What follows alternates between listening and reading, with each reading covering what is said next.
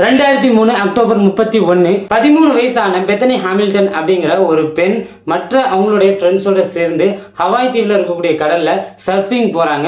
So அப்படி போயிட்டு இருக்கும்போது அவங்களுக்கு கொஞ்சம் ஒரு டயர்ட் ஆகுது. ஸோ டயர்டான டைம்ல அந்த சர்ஃப் போர்ட்லேயே அவங்க படுத்துட்டு கொஞ்சம் ரெஸ்ட் எடுக்கிறாங்க.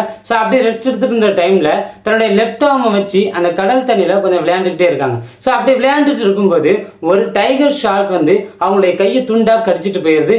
இதை பார்த்துட்டு இருந்த அவங்களுடைய ஃப்ரெண்ட்ஸுக்கு ரொம்ப ஒரு ஷாக்கிங்கா இருக்கு. அவங்களுக்கு நிறைய பிளட் லாஸ் ஆயிருக்கு. அவங்களுக்கு ஃபர்ஸ்ட் எய்ட் பண்ணிட்டு உடனே ஹாஸ்பிட்டல் கொண்டு போறாங்க. அந்த ஹாஸ்பிட்டல்ல பாத்தீங்க அப்படின்னா எல்லா ஆப்ரேஷன் தியேட்டர்ஸுமே ஃபுல்லாவே இருக்கு. ஸோ ஒரே ஒருத்தர் மட்டும் மூட்டு வலிக்காக வேண்டிய ஆப்ரேஷன் பண்ணக்கூடியவர் வந்து இருக்காரு. ஸோ அவர் வந்து இவங்களுக்காக விட்டு கொடுக்குறாரு. ஸோ இவங்களுக்கு உடனடியாக ஆப்ரேஷன் பண்றாங்க.